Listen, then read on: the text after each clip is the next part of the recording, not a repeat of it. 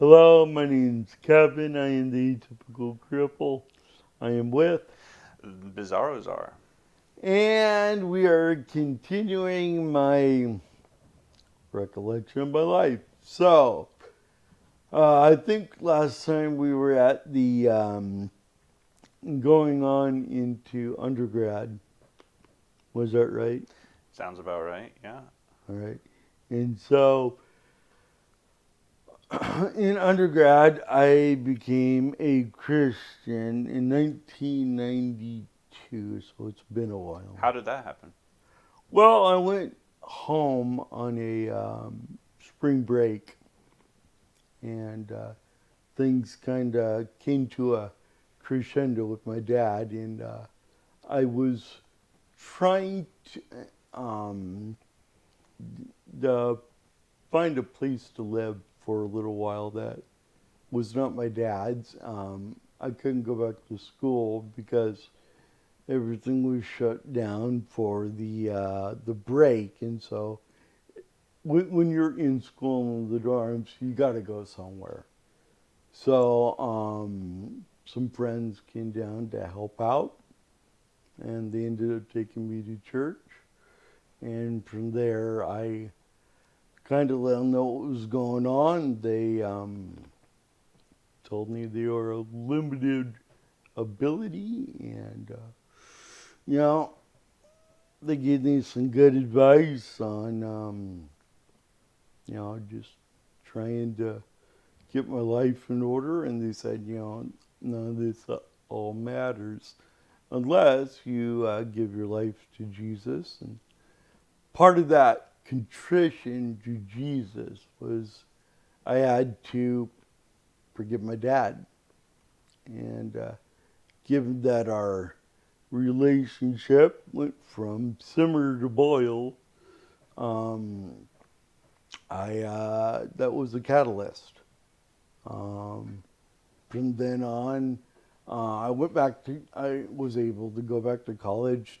My dad and I we negotiated. It's like, look, um, I know you want your life back, and you know, um, so, I mean, the disability, I boiled to the top of the issue. I guess I can't blame Dad, but on the other hand, um, it wasn't my fault either. And Nothing you can really do about it. well, right. So I'm just trying to figure out how this works because But on the other hand, bitterness doesn't really help anyone. right, So but that was like part of the forgiving per se, or well, it's kind of like this.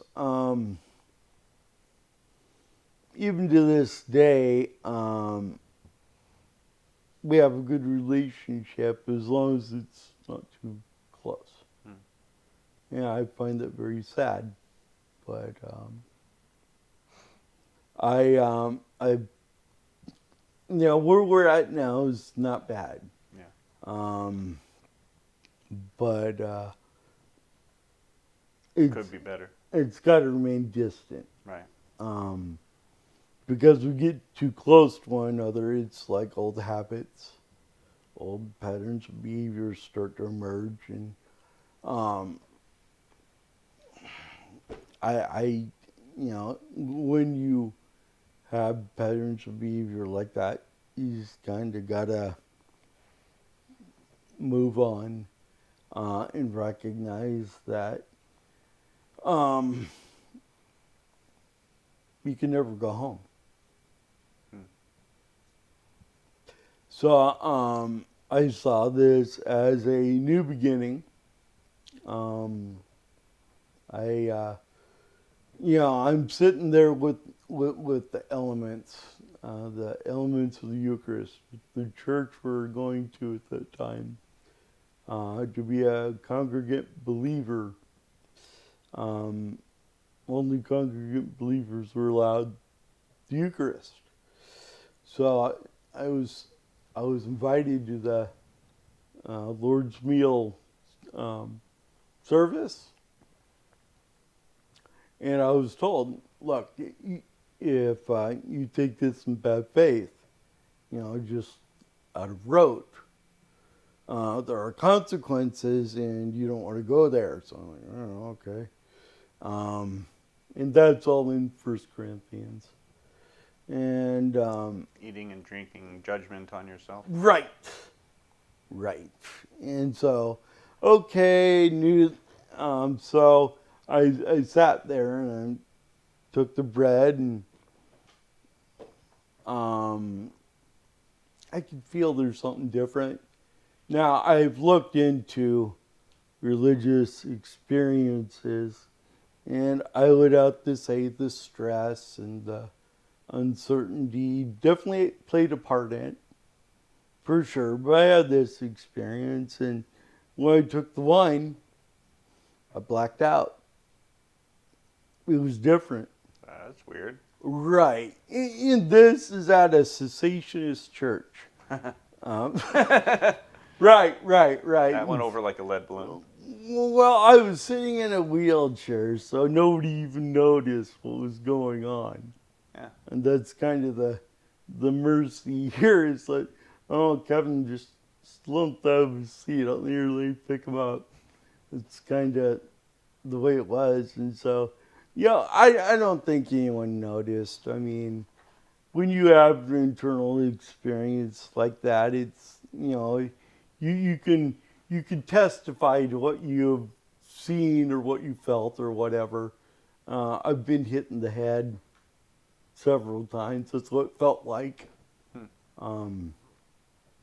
Because you kind of black out and you see stars and, oh, okay, that was unexpected. But it was my dad's trying to make good on forgiving my dad, because the Bible's pretty clear. Forgiveness is a choice, not a feeling. Go ahead. I was just gonna say, what does it say about if your religious experience is like getting knocked in the head? Mm-hmm.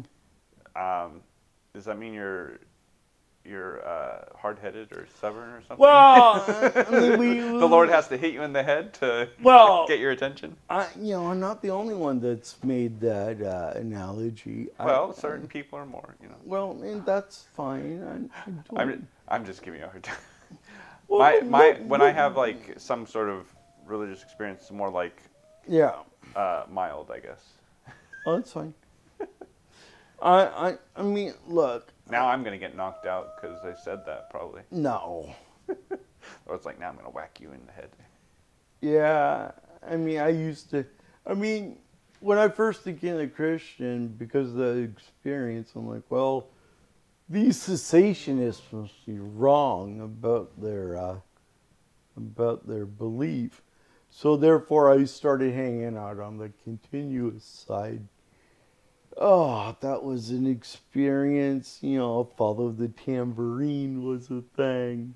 I went to a Foursquare church, and then to a Christian Missionary Alliance in Ellensburg. Did any of them do like dancing circles?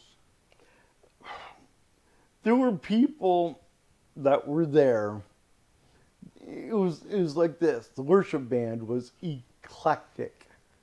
You had a sax next to a flute, next to a trombone, next to an electric guitar, next to a bass guitar, next to a drum. It's like a fusion.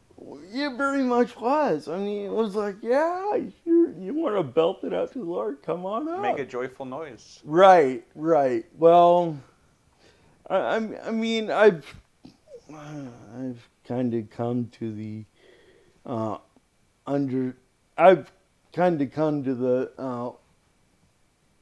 conclusion that C.S. Lewis did. I think he said that church is like third grade music put to fifth grade lyrics. And I don't see that to be the case all the way around. I mean, there were some good songs, coming out of the 90s. But What then about like old hymns? well, hymns are good, but there's a couple of hymns by Martin Luther that were bar songs. So I think Anyone in particular? I don't remember which one. It might have been Mighty. What is it? A Mighty. mighty fortress Yes. is our God, I a mean, bulwark never failing. That's kind of a Our drink. helper, he amid the... Yeah, you could almost say that's a Germanic drinking tune. I like it. We should do that more. Drink or sing. Both. You know, singing is a precursor to drinking, young man. Oh, dear. Oh. You might end up dancing or even smoking. So, anyway, yeah, and there were other, I mean, I wasn't perfect in my faith. I still drank, but it was weird. It was like 3 months later, I had a friend come up and go, "You don't drink enough." I'm like, "Sorry?" What? So, yeah. So, and you know, it's kind of split between two worlds. You know, the drinking, having fun world, and then there was the world of, Being drunk in the spirit. Nuts. Well, I mean, is that how they would put it? I don't know. well, being drunk in the spirit is kind of a unique, ecstatic experience. Right. But on the other hand, one of the girls in our group on campus, because we meet on campus once a week, then church, once a week on campus, and then church. And the great thing was, it was a sense of, there was community there, and there was, you know, mutual emotional support. And some of the girls were like, "Oh, if I don't come here, I am really angry all week." And I'm like, "So you're an addict?" I don't like withdrawal that. symptoms? Well, but I mean, look. I mean, if I don't go to church, I'm usually not in as good of a state the rest of that week as well, in a certain way. But so I guess I'm addicted to church. Well, there's some things that are good for you, like with regular usage of it. I mean, I keep asking people, "Am I addicted to the prescription drugs I'm on?" Or food. I keep eating that every single day. Right, or water. With rare exceptions. Are you addicted to water? So, therefore, I mean, not all inputs are bad, but as Paul would say, not all inputs are beneficial. Yes. Is it lawful to be, I mean, it's... Just because you have a burning in your bosom doesn't mean you're actually saved. Right. Or just because you said the magic words also doesn't mean that you're saved either. Right.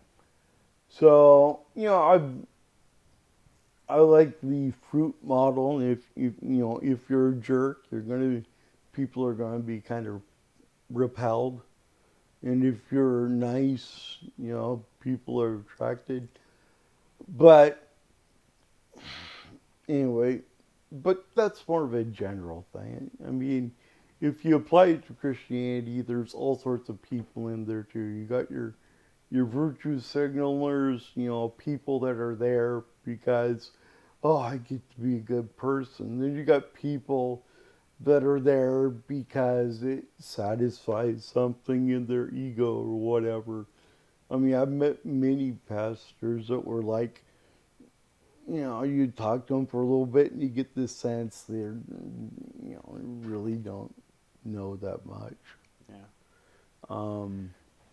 And then not everyone at seminary graduates top of their class. Right, and not even, well, I've been to some pretty big churches, and those, I mean, they're different dynamics. There's human dynamics wherever you go. If there are humans there, there's going to be sin. So, Indeed. But I mean, it was something I continued all the way through now. Yeah. And so, an addict, to be sure. Well, I'm just I look at and say it's more of a discipline, right. and it's becoming becoming comfortable where you're at. Content in all things, as Paul would say in Philippians. Um, but then again, if you don't have small incremental steps that you can do better, that also is true as well. And so there's the justification of saying, Lord, I'm sorry, I'm a sinner, and a general, okay, you're forgiven. And then there's sanctification, which is more like a relational thing, where it's like, you know that little thing I showed you in Colossians? Yeah, you might want to stop, kind of thing like, Huh. or be more like Galatians 5. Of these things there are no laws yet. um, and for example, I saw a really good video today that linked tribalism, communism, and what's going on in our country today to envy, promotion of envy. Yeah. And one thing I know about Christianity is that it's an antidote to envy. Yeah. And one of the hardest things I have to go through is not to be envious of all you bipeds, because life just seems to go better.